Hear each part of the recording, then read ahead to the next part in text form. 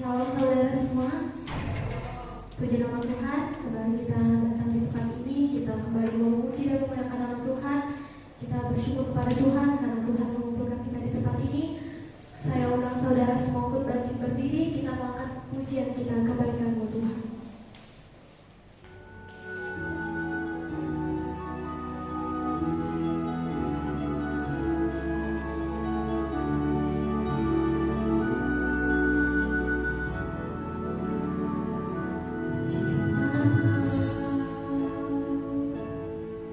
Rahmat-Mu indah bagi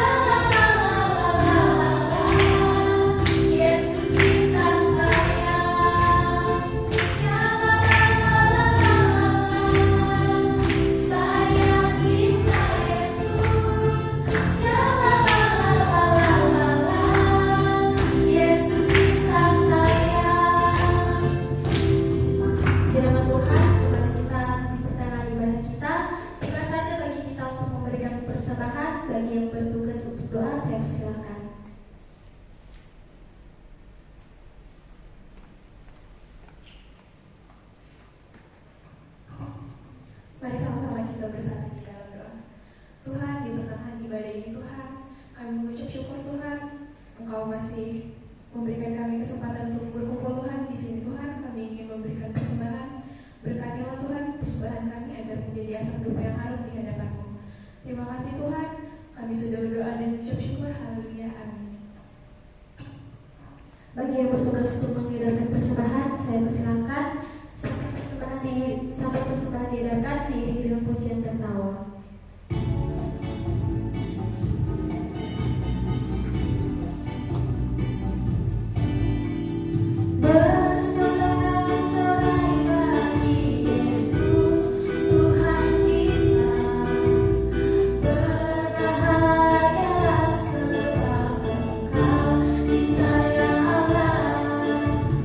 Tuhan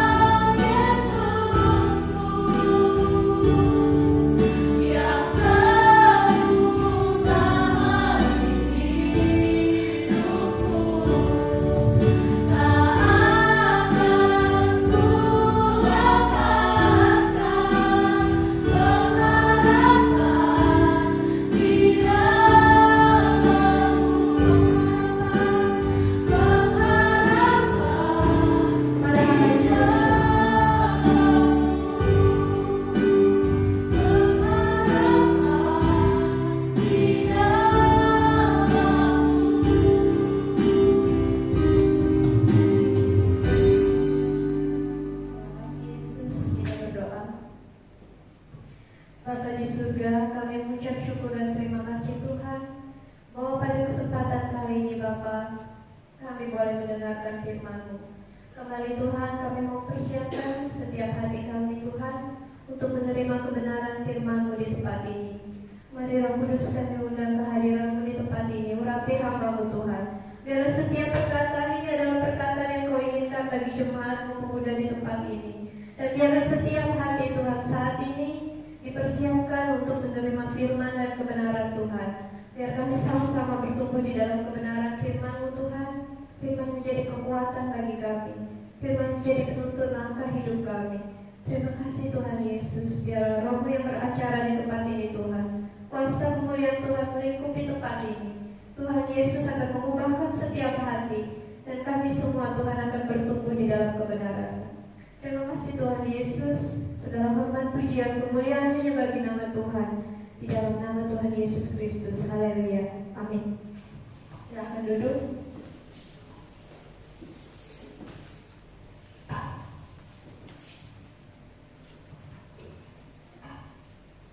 Shalom saudara-saudari semua yang terkasih. Shalom. Senang berjumpa kembali dengan saudara semua di tempat ini. Sore menjelang malam hari ini kita sama-sama mau belajar kebenaran firman Tuhan. Dan sebelumnya saya mau mengucapkan selamat bagi saudara-saudari kita di tempat ini yang pada kesempatan kemarin sudah ambil keputusan untuk terima Yesus. Selamat ya untuk semua yang dibaptis dan semua yang sudah ambil keputusan untuk terima Yesus. Saat ini firman yang akan saya bagikan sesuatu yang sama-sama kita pelajari. Saya mau beri judul kehidupan anak-anak Tuhan. Nah ini khususnya buat saudara-saudari kita juga yang kemarin sudah menerima Tuhan Yesus, sudah dibaptis. Nah kita semua patut bersyukur bahwa kita semua yang sudah terima Yesus, kita semua yang sudah menerima kebenaran di dalam hidup kita, kita mau tetap kuat dan bertumbuh di dalam Tuhan. Untuk malam hari ini kita sama-sama buka firman-Nya di dalam Injil Matius pasal yang kelima, ayat yang ke-13 sampai yang ke-15. Boleh sama-sama kita buka Injil Matius pasal yang kelima, ayat 13 sampai yang ke-15.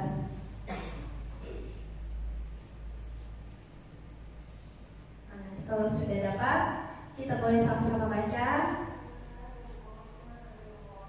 Di situ dengan perikop garam dunia dan terang dunia.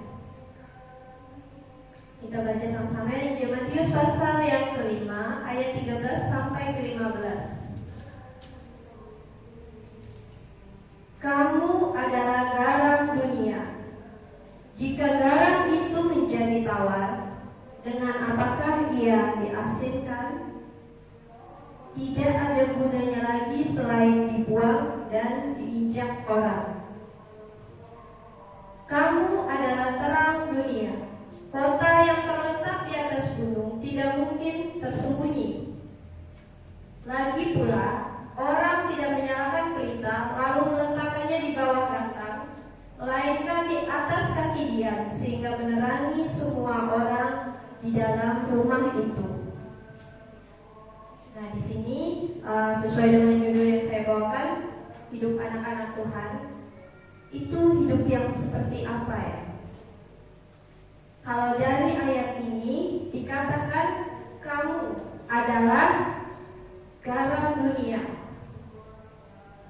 Untuk beberapa waktu lalu yang sudah ambil keputusan dan terima Yesus, langkah yang berikutnya kita harus hidup di dalam Tuhan Yesus. Kita konsisten dengan apa yang sudah kita pilih.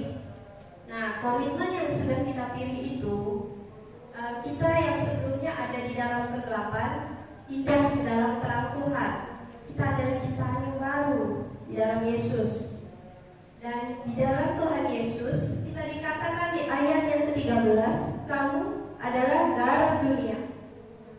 Itu berbicara buat kita, saya dan saudara. Kita adalah dikatakan di sini anak-anak Tuhan itu garam. Fungsinya garam itu buat apa ya? Kalau ada yang tahu di sini, siapa yang suka makan nggak pakai garam? Ada yang suka makan tawar-tawar? Kalau misalnya nggak dikasih garam, nggak kurang sedap ya saudara ya. Kalau misalnya garam itu kan fungsinya untuk memberi rasa.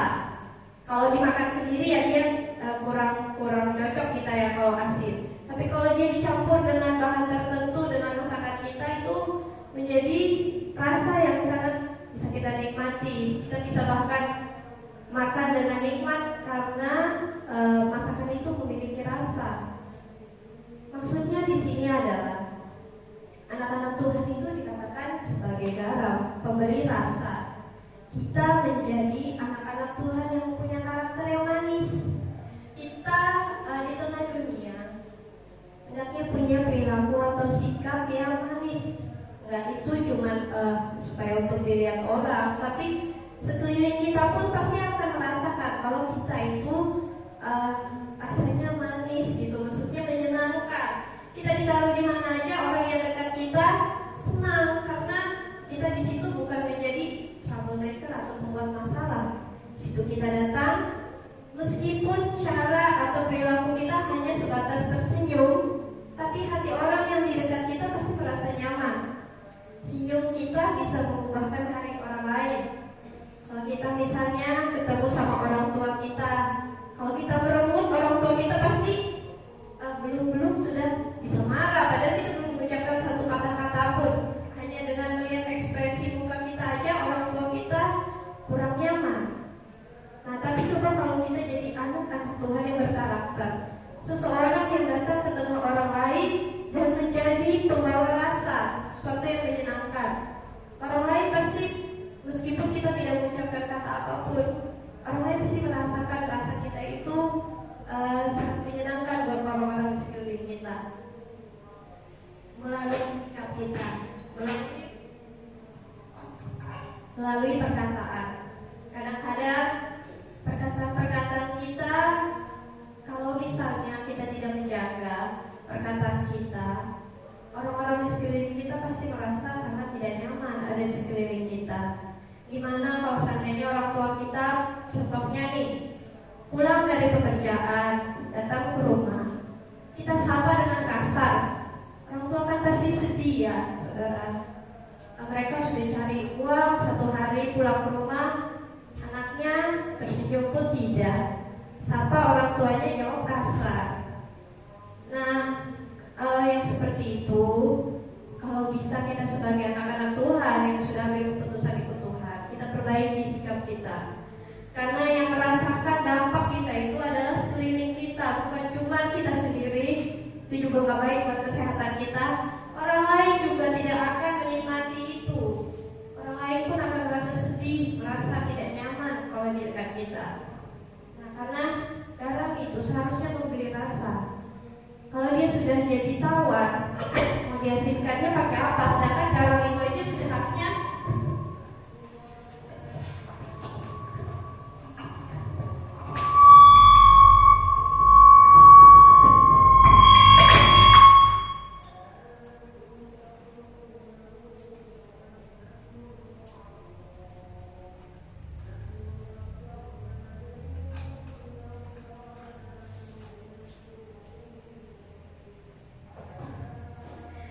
ya, ada gangguan sedikit.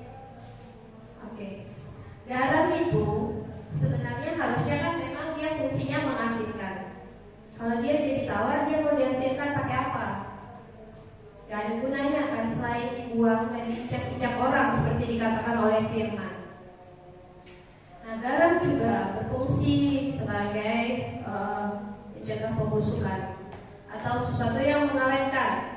Dulu bahkan sebelum orang-orang zaman sekarang punya yang dinamakan lemari pendingin atau kulkas, orang-orang zaman dahulu mengawetkan sesuatu itu dengan garam. Jadi supaya sesuatu itu tidak busuk, dia dikasih garam. Nah, semakin garam itu dikasih di dalam satu bahan itu akan awet.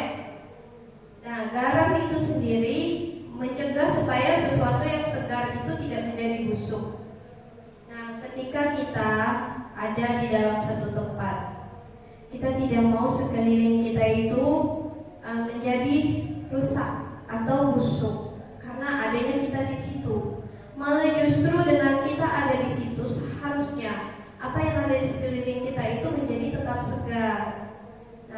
harus bisa untuk men-share kebaikan kita, karena kita di sini dikatakan kita adalah garam. Jadi kalau kita ada di satu tempat, kita anak-anak Tuhan itu berguna supaya dunia di sekeliling kita ini menjadi tetap segar, menjadi tidak busuk. Karena kalau kita sama dengan sekeliling kita, terus kita ngapain ada di situ? Bukankah kita jadi sama aja dengan sekeliling kita? Hidup menjadi anak-anak Tuhan itu sudah pasti berbeda. Kita bisa pakai hidup kita menjadi sesuatu yang baik. Apapun bisa kita pakai. Media sosial atau kehidupan kita saat ini, ketika orang menggunakan media sosial untuk sesuatu yang tidak bermanfaat, kita pakai itu untuk men-share kebaikan Tuhan. Anak-anak Tuhan harusnya menjadi satu pribadi yang berbeda, karena kita dikatakan di sini memberi rasa, bukan mengacaukan satu rasa, kan? Dikatakan kita memberi rasa. Jadi apa yang bisa kita lakukan untuk menyebarkan kebaikan Tuhan melalui hidup kita? Nah, kalau kita misalnya dalam kondisi sekarang masih berproses, kita sama-sama memperbaiki diri. Saudara dan saya, firman ini dikatakan buat kita semua. Kalau kita adalah garam, kita garam dunia, kita berfungsi memberi rasa dan menjadikan sesuatu di sekeliling kita tidak membusuk atau awet. Di ayat berikutnya dikatakan kamu adalah terang dunia. Di ayat 14 kita sama-sama baca. Kota yang terletak di atas gunung tidak mungkin tersembunyi. Di sini dikatakan kamu adalah terang. Kamu itu saudara dan saya juga tentunya. Kita adalah terang. Terang itu adalah sesuatu yang bersinar, sesuatu yang membuat sekeliling kita ini tampak nyata, jelas. Tuh kalau misalnya kita punya sinar lampu, contohnya kita di dalam satu ruangan ini yang gelap. Nah, kita tidak tahu apa aja isi ruangan ini kalau kita tidak punya cahaya, sekeliling kita gelap. Kita nggak tahu di situ ada kursi, di situ ada meja. Bahkan kalau kita salah-salah langkah, tubruk, bisa kaki kita terluka, malah berbahaya, kan? Nah, kalau kita dikatakan adalah terang, terang itu fungsinya untuk menerangi sekeliling kita, bahkan tampak jelas atau nyata kalau ada terang di tempat itu. Nah, kalau kita dikatakan adalah terang yang meskipun bukan terang yang besar ya, terang yang kecil pun di dalam satu kegelapan itu sangat berguna. Pelita atau cahaya di dalam ruangan yang gelap itu akan sangat membantu kita untuk bisa melihat sekeliling kita, untuk menghindari kita misalnya bersentuhan dengan hal-hal yang berbahaya di dalam satu ruangan. Firman katakan kamu, yaitu kita semua. Kenapa kita dikatakan terang dunia? Di sini dikatakan kamu adalah terang dunia. Kita sampai bisa menjadi terang karena kita terima Yesus. Terang dunia itu adalah Tuhan Yesus. Kita percaya dengan hati kita, kita ucapkan dengan mulut, kita terapkan di dalam hidup kita, kita menjadi terang. Karena kita terima Yesus, kita bisa menjadi terang. Karena Yesuslah sumber terang itu. Di dalam Yohanes 8 ayat 12, boleh kita sama-sama buka firman-Nya. Yohanes 8, Injil Yohanes pasal yang ke-8 ayat ke-12.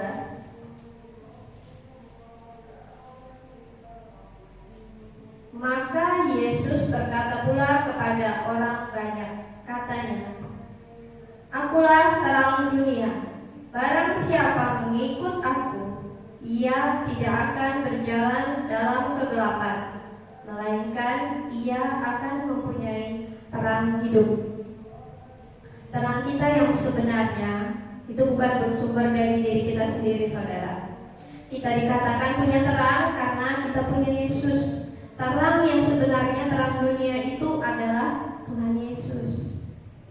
Karena Tuhan Yesus sang sumber itu kita terima di dalam hati kita, maka terang itulah yang terlebih dahulu menyinari hati kita lebih dahulu. Lalu ketika kita dalam hati kita itu terang itu bersinar, kita dapat menjadi terang. Karena kita terima Yesus, kita terima terang. Terang yang sudah kita terima itu harus selalu kita jaga terangnya. Gimana caranya kita menjaga terang kita? Kita sudah terima Yesus, apakah itu sudah cukup? Terus kita stop, kita tidak berbuat apa-apa? Terang itu pasti harus selalu dinyalakan. Nyalanya kalau bisa jangan redup atau bahkan padam, saudara. Bagaimana cara terang itu supaya bisa terus bersinar? Kita terima firman. Firman Tuhan itu adalah terang. Tuhan Yesus dikatakan adalah firman. Pada mulanya adalah firman. Firman itu bersama-sama dengan Allah. Firman itu adalah Allah. Di 1 Yohanes dikatakan 1 Yohanes 1, perwujudan Yesus di dalam hidup kita yaitu firman. Setelah terang itu bersinar, terus kobarkan nyalanya dengan kita terus menerima firman. Firman itu membersihkan hidup kita. Dia menuntun, dia menjadi pelita buat kaki kita, terang buat jalan kita. Kita akan selalu terus berjalan di dalam jalan yang benar kalau kita punya pelita, kita punya terang. Terang kita terus bernyala di dalam kegelapan. Ayat katakan firman itu pelita bagi kakiku, terang bagi jalanku. Firman itu penuntun hidup kita, saudara. Kalau misalnya saat ini ada saudara yang merasa hidupnya suram, merasa hidupnya tak tahu arah, cari firman. Firman itu kekuatan kita, anak-anak Tuhan.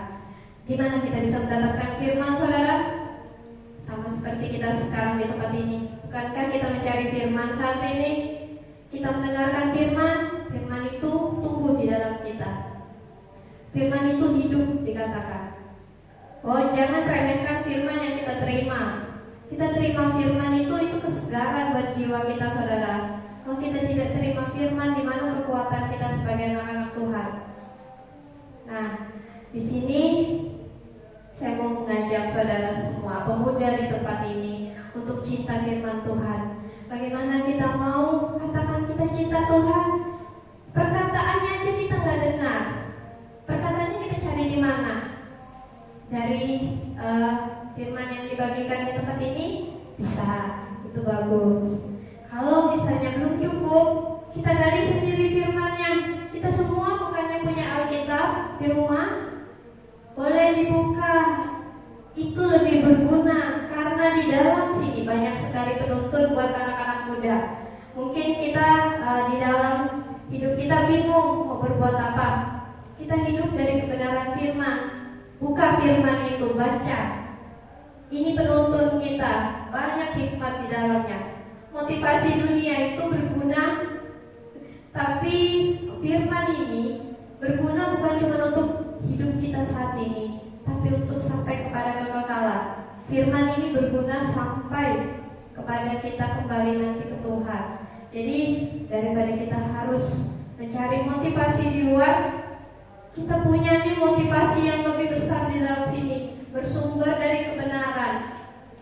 Kita gali sendiri, kita baca, kita cari terus firman itu buat kehidupan kita, ya saudara. Amin. Sekarang berikutnya di ayat, kembali lagi ke Matius yang pasal kelima, ayat yang berikutnya, ayat ke-15. Kita teruskan.